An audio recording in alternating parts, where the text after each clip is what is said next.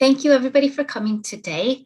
What I'm going to do is I'm going to give a brief overview of the content that you will find in FSTA, which is not particular to the new Web of Science platform, so I'll be quite quick about it.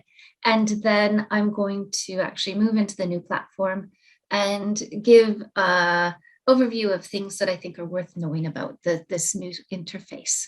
So I do welcome questions also if you do have any. So FSTA is, as you will all know, focused on food. So it covers the full spread of food commodities. But it also, if you think of it in a different lens, it covers the literature that reports research about food.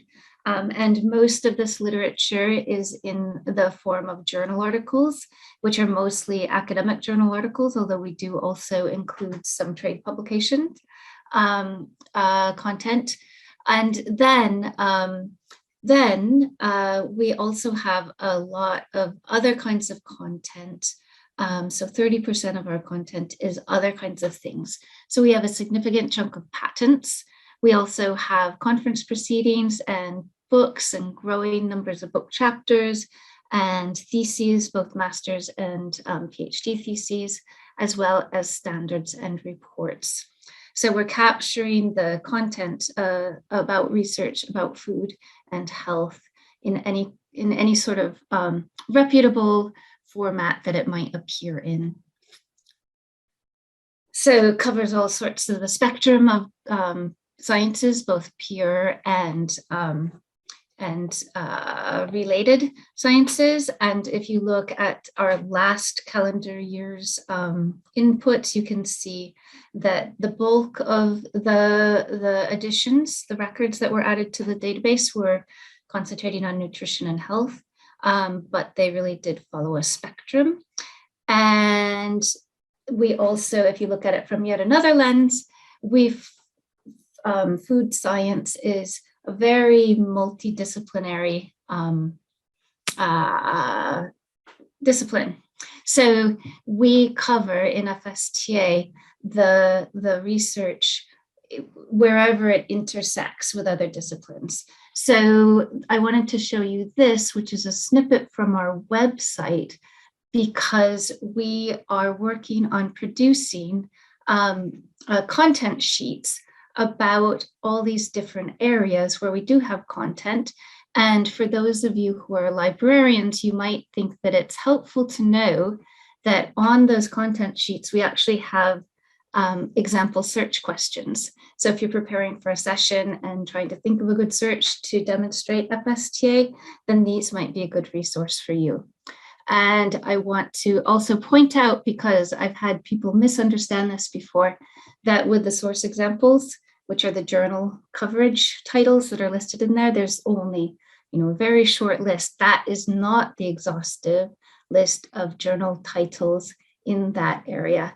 It's just a sampling showing sort of the diversity of the content. So FSTA includes content from publishers around the world, so from 62 different countries, and we have content that is in more than 37 languages, so it might be 38 languages, and so this, there's far more content than that very short list will make it appear to be. Something else that's worth pointing out is what you don't have in FSTA, which is predatory content.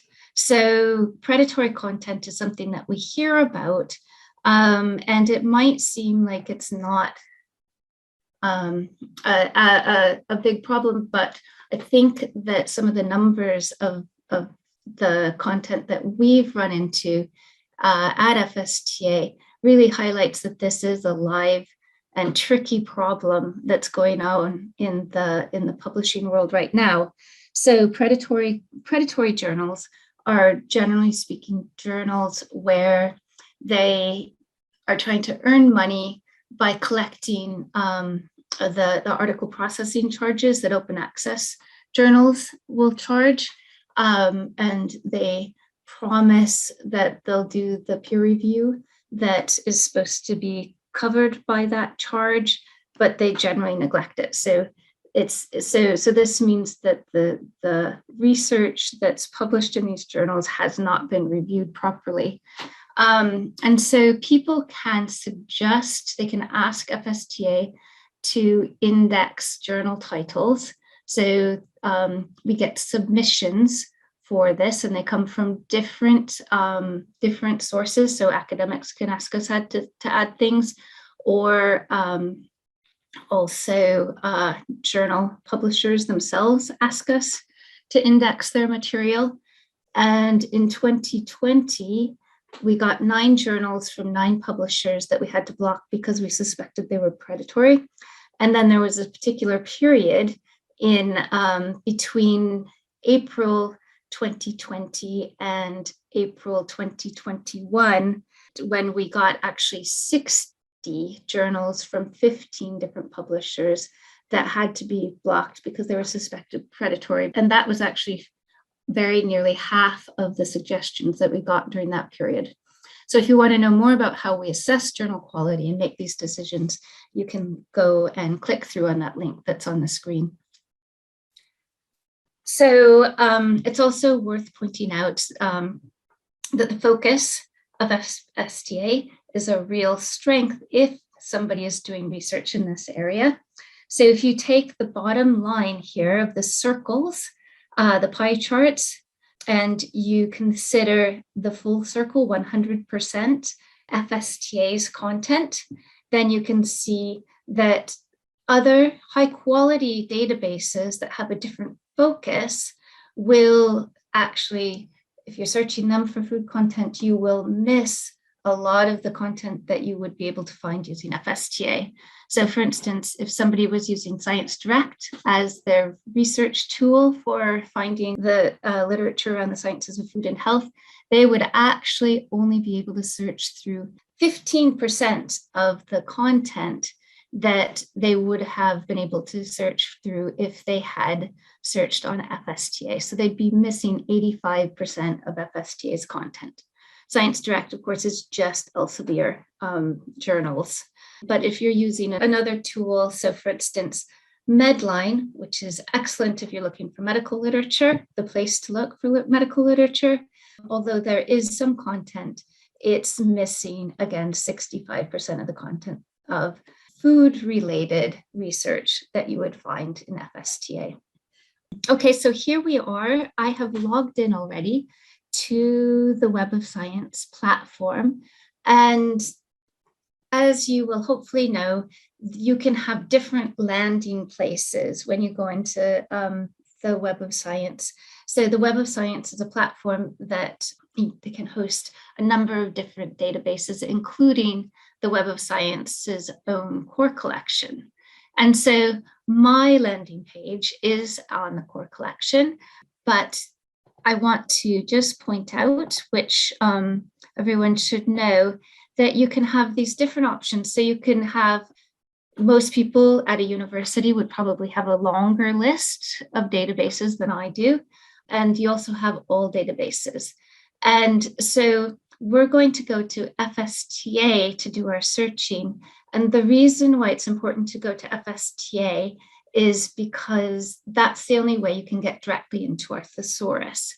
So if we go to all databases, you would be searching FSTA and also in this case, the core collection, but you wouldn't have the same ability to search FSTA to get into the thesaurus.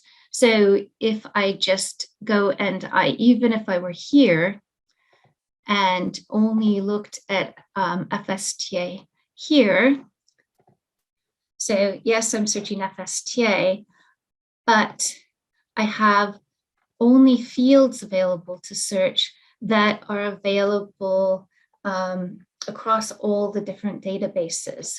So that's not the way I want to go. I want to go instead here to FSTA.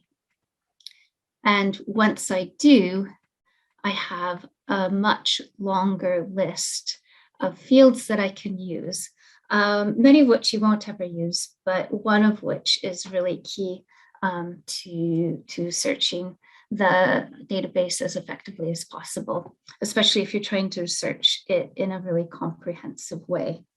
So I am in FSTA here. And the first thing that I want to note is that it's worth signing into your account, because if you don't have an account, a personal account already, it's really easy to create one. But if you sign into your account with every session that you do, then it will save your history for you.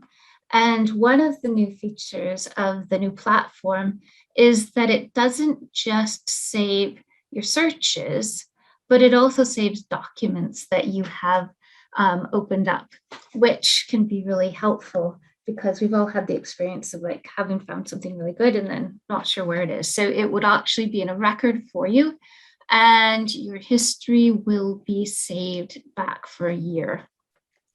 And you also have the option, if you want to clear that history. So you don't have to save it always. You can clear just the session, or you can clear it all if you'd rather. But in general, it seems like a good option to be able to use that. So I'm going back to what is now called document search. This used to be basic search, but it's really very similar to what we had before.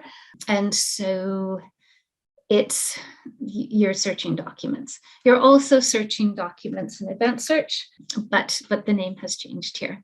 So if you're searching topic, then it's again the way it was before, where it's searching the title, the abstract, and the keyword fields. So the keyword plus is something that doesn't apply in FSTA. So you can ignore that, but it's basically searching your title, abstract, and subject heading fields. So that's a powerful way to run a search about a topic. Otherwise, you can use various combinations. You could use a title and an author if you knew very specifically what you were looking for. And you can also look at publication date. It's worth noting that if you open up add date range, there is a publication date there, but there's also an index date, and the index date is the date that material has been added to the database. So the material doesn't necessarily get added at the same time as its publication date. And there are two reasons for this. One is we might add back files of a new title. So older material of something that we just didn't index before. And also, with the sort of strange thing with publishing is that often things are said to be published in the future compared to when they actually land on your desk in a virtual way. So we're in November now, 2021, and there are things being added to the database that have a publication date already of 2022. So this is something that can be really useful for seeing the new material that has just been added to the database, regardless of the publication date. So if we go back here, though, and do a really simple search, so I'll clear flavor, which I had in there before, and I'm just going to do a quick search. Viscosity, oops. And hit search, and we get a lot of results, not surprisingly. So there's a couple of things that I want to show you. One is that the new default here for ordering our results is relevance. So that used to be, I think, by date, but we can switch to date, newest first or oldest first. We also still have the option to look at the citations, so the highly cited material. So that can give you a sense of, a very important piece of research. lots and lots and lots of people have cited this, the chemistry of gluten proteins. So if you want to look at it by date, you'll have to manually search that yourself. So I'm going to move it to newest date, newest first. And what I've found is that tends to hold for the rest of my session, but it's something that you do want to keep an eye on. I want to mention that the export list is currently very short for the export options for FSTA. And this is something that I'm getting reassurance that it's going to have a much more full list soon. And so please watch this space. And we're really hoping that that will give us the chance to have RIS files and other things like that very soon. So if it's something that you need help with, there's always the option to suggest a feature here. And I know that the platform is very responsive to customer feedback.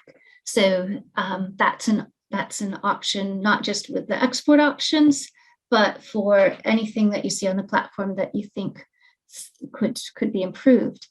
So I also want to show you that there is a nice new feature here, the 3 dots. You can copy an article link.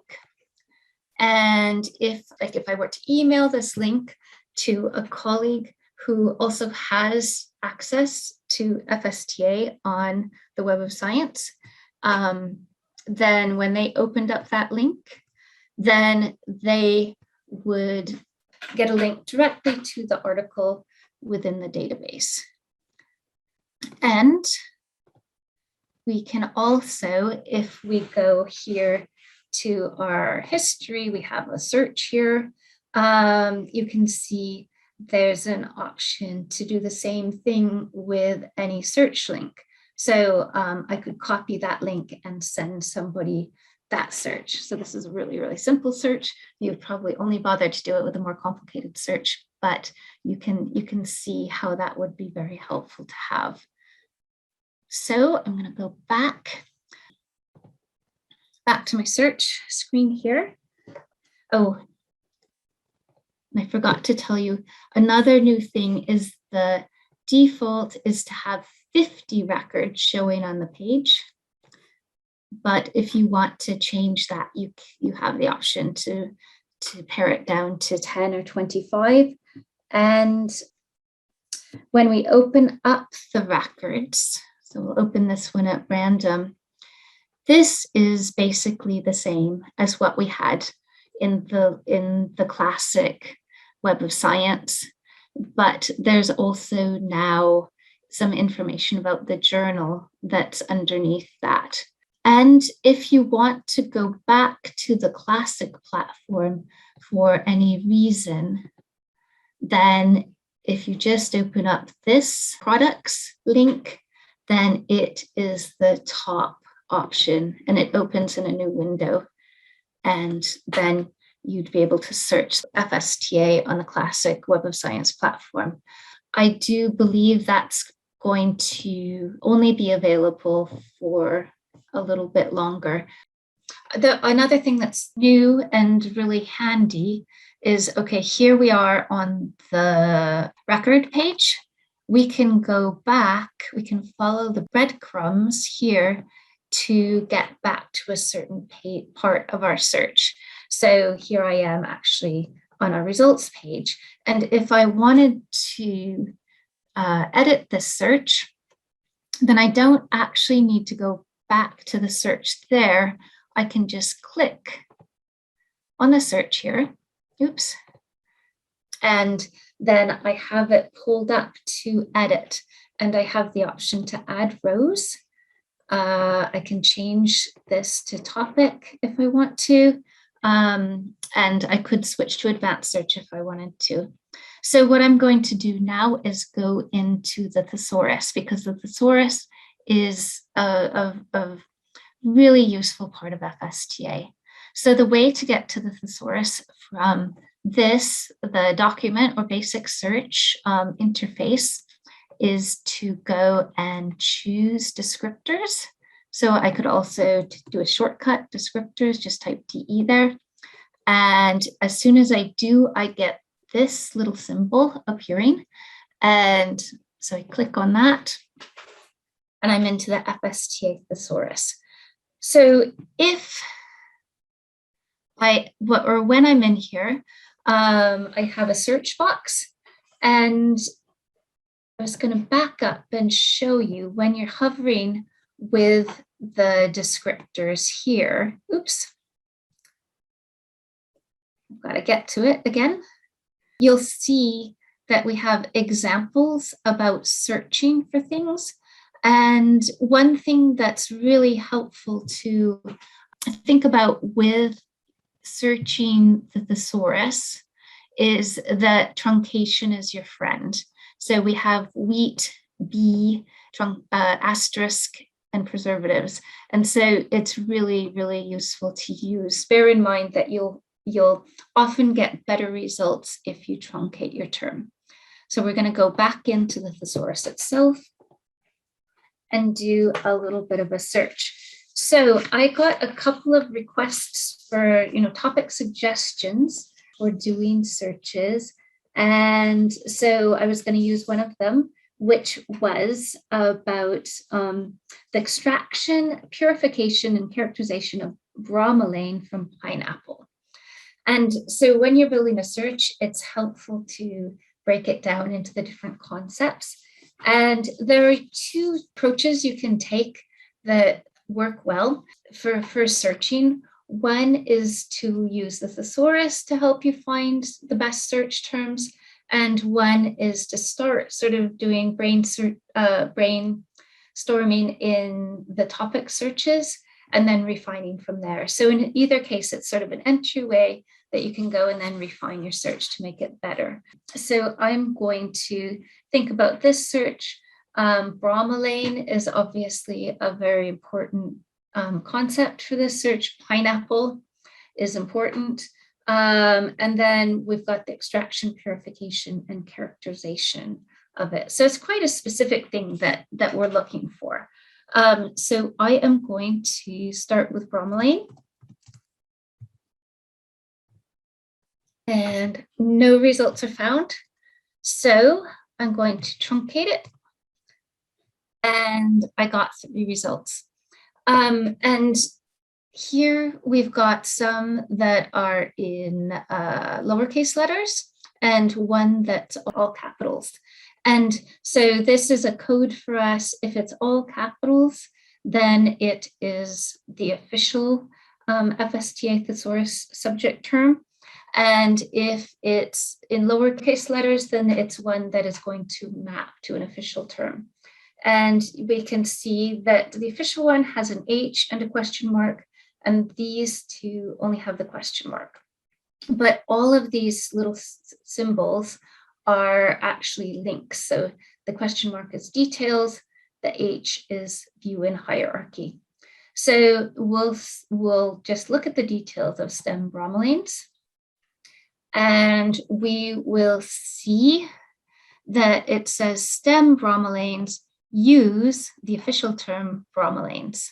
And so it also gives a little bit of a history note about bromelains and the scope note about bromelains. So if we look actually at bromelains, so go back here to look at the details of it, then we can see that it's used for bromelain or bromelain, spelled just with an I at the end, and then fruit bromelains and stem bromelains.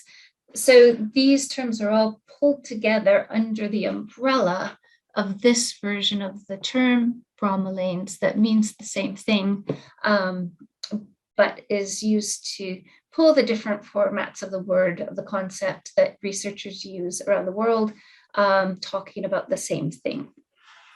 So we can see the broader term here is, I'm not going to try to say it, but here it is.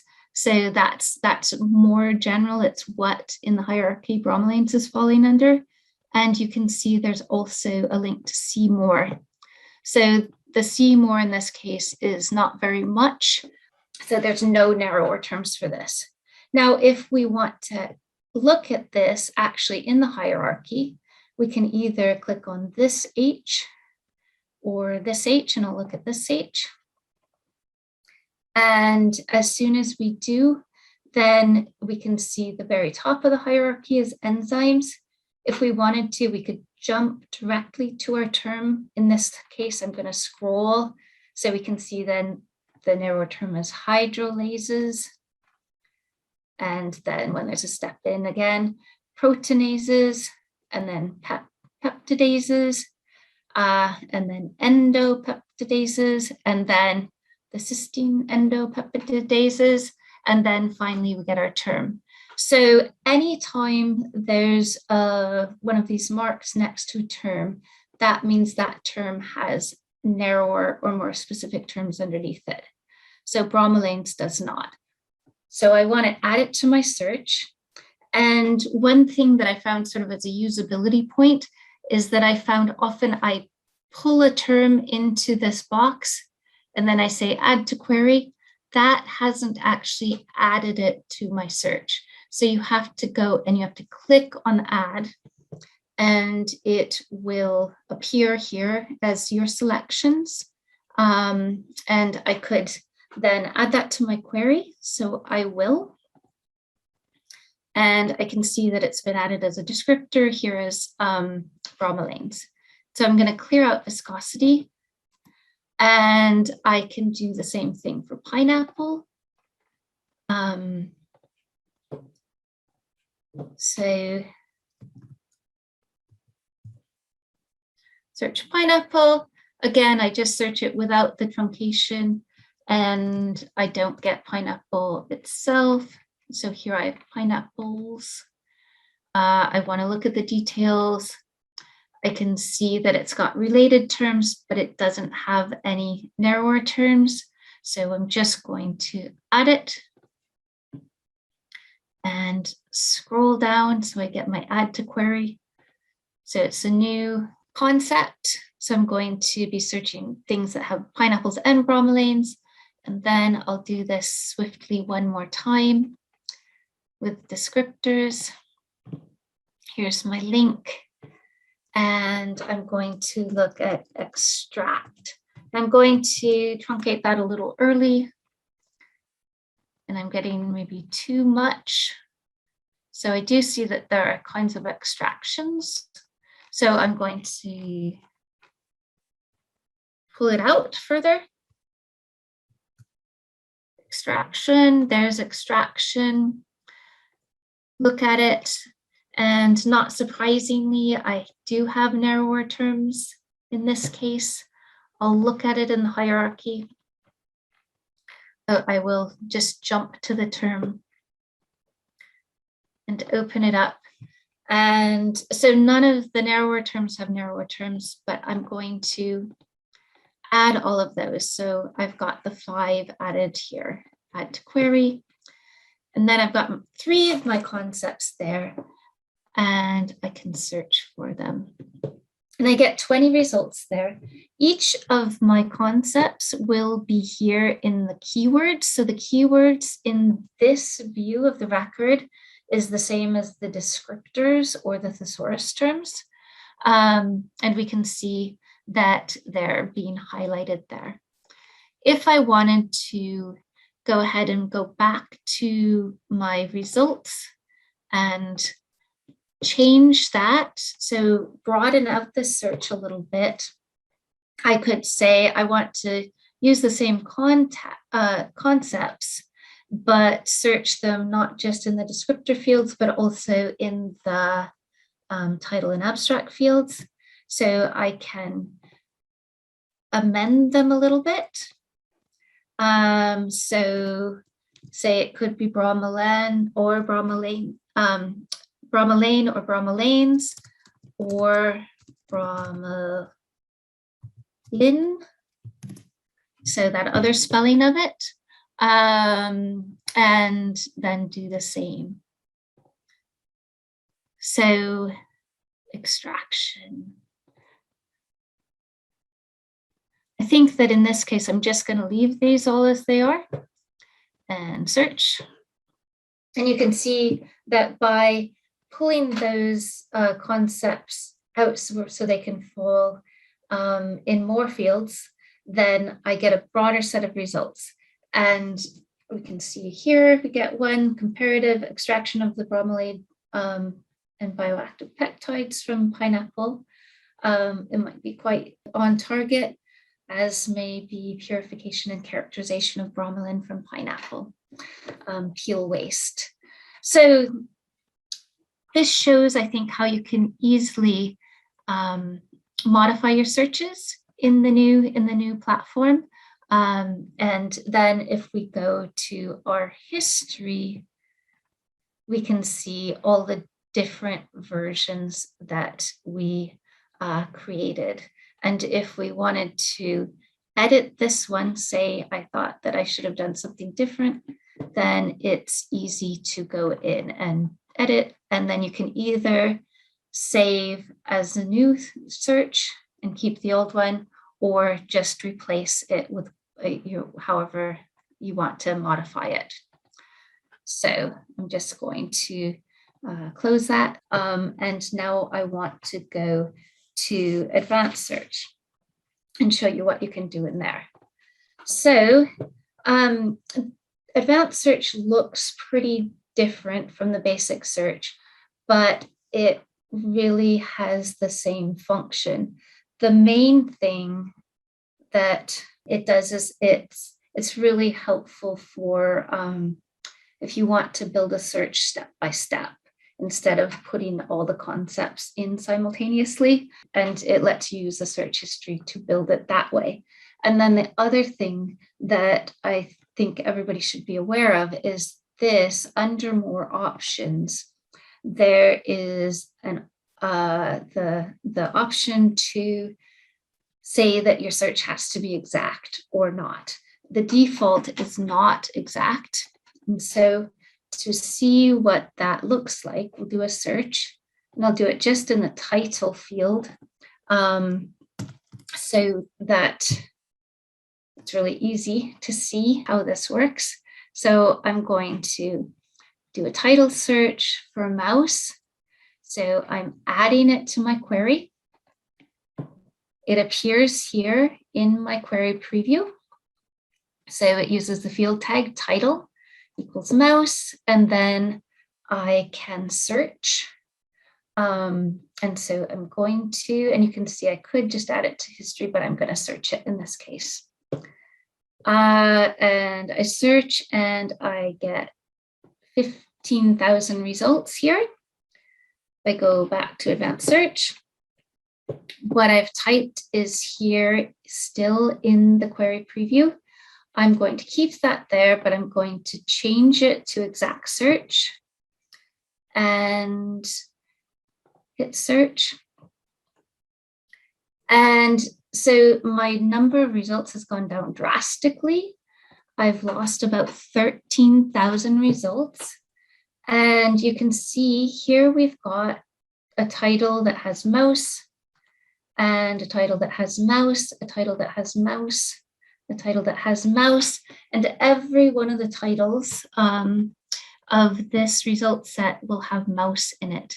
If I go back to my history and look again at the one, my search for mouse in the title, but without exact search on, then this has no mouse, it has mice.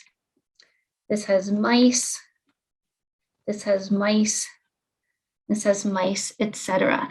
So what has happened is that the platform has done something that's quite clever called lemmatization, where it realizes that mice is the plural of mouse.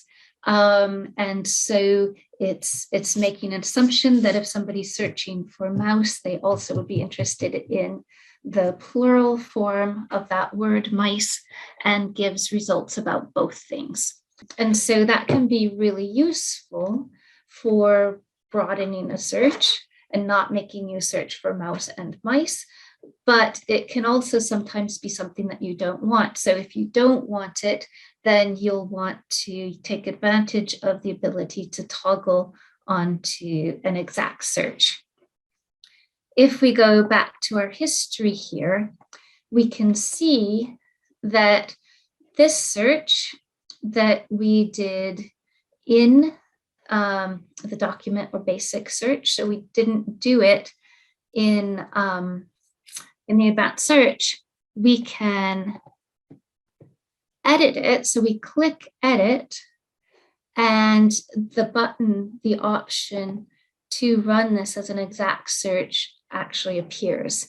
If we go back to advanced search again, then one of the questions that I got was somebody thinking about how to use this new platform for a really comprehensive search. So one that would be adequate for a systematic review or a scoping review, where you want it to be absolutely sure that you're not missing any of the literature. And so there are two elements that are really important for building a search that is so comprehensive, one of which is making sure that you have all the appropriate terms, all the appropriate synonyms captured. And then the other is that you are actually doing a two-part search for every concept, where you're doing both a descriptor or subject search combined with a topic search. So I'll show you what I mean with that. And I'm not going to do a very complicated search, so we'll get a lot of results. But again, I'm going to pull on a suggestion from somebody. Thank you for giving me so many topic suggestions for this session. And so this is one where somebody was thinking about looking for literature about whey and branch chain amino acids and glucose. And so we'll look at how you would want to build a search about that. So we've got the three concepts. And so one thing that this is something that I have learned, because I've made the error many times, when you're moving on to a new search, you definitely want to clear this search box, because otherwise whatever you search will just be added to title mouse. So clear out your search box. And then we have a link here to get to the descriptors to the thesaurus. So we're going to do that with the first concept, which is going to be whey. And I'll look for it in here. And so here I see it. I can look at it. It has narrower terms, quite a few narrower terms. And then it also has a much broader term of dairy products. So we don't want to do dairy products. That is too broad. And in this case, all of the narrower terms actually have whey in them. So I'm going to go to the hierarchy for whey, jump to my term, and open it up and add. And then whey proteins has something under it, whey protein concentrate. So I'll add those all to the query. And then I can also do a topic search and type whey. And then it says, do I want to add this with an and or an or? I want to add it with an or to the search, or the query, excuse me, and add that to query. So here it is, or topic search whey. And then I'm going to, in this case, I'm not going to search it. I'm just going to add it to my history. Actually, I'll quickly clear this other. Well, no, I've added it to the history. So there it is, search number 8. And it is an exact search because I've got that on. So I'll clear this, and then I'll do the same thing for the next concept. So branch-chain amino acids. So I can see the BCAA has details, but it doesn't have the hierarchy. It's a little bit confusing because this is all capitalized, but that's because it's initials in this case. So I'm guessing this is the official term. And indeed, when I see more, then it's used for BCAA. So I'll go here to the hierarchy again, and I can see there's quite a few narrower terms. Jump to the term to be a little bit more fast with this. Add, and then add to my query. And there it is. And then I can, in order to be sort of efficient with this, I can just copy those, or BCAA, in case researchers just use that abbreviation. And I could, if I wanted to, put this inside quotation marks, although chances are they will be together anyway. Again, add it with an or, and then add to history. So I got that concept, and then clear and go one last time into the descriptors for glucose.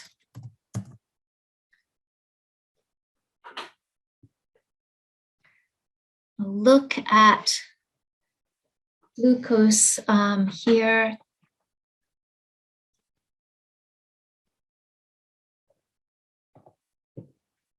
And in this case, I'm thinking that the related terms are probably going to be quite helpful.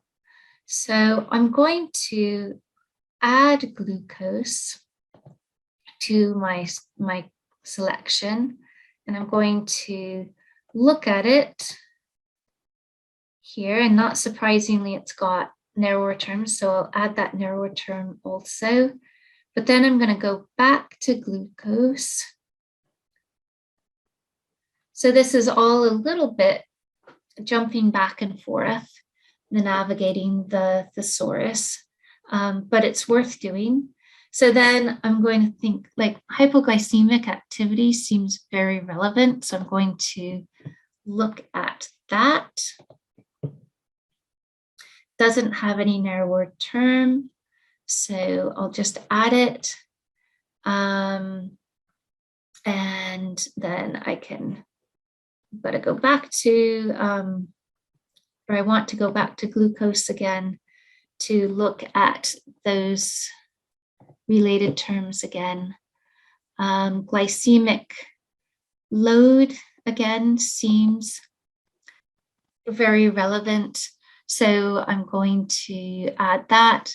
And then because we're running out of time, I'm not going to continue that on, but you can see how you could really explore the thesaurus for terms to make sure that you're capturing everything relevant. Add it to the query, and then do the same kind of thing where you copy it. And I might actually truncate this here. And don't know if I should truncate glucose or not, but I'll add this to the query with or. And so now I've got my next one to add to the history. And then clearing this out, I can add my three concepts together. So there's number 8, add number 9 to search with and then add number 10 to search with and. So I've got 3 concepts intersecting, but all 3 of the concepts with a very broad net cast out. And then I'm going to search this. And I get 38 results. So that's to actually build a systematic review search, you would want to spend more time. So that was a quick one, but those are the principles of doing both the descriptor and then also topic search with your concepts. And so those were the things that I wanted to cover about the platform in this session. I hope it gives everybody a good sense of how to use it. I realize I forgot to show that there are still the same sorts of filters along here on the side. And there are also, there's the brilliant analyze results feature. So it seems to default to publication years for me, but you can look at it for like publication titles. And this is not a particularly big result set that we're looking at, but you can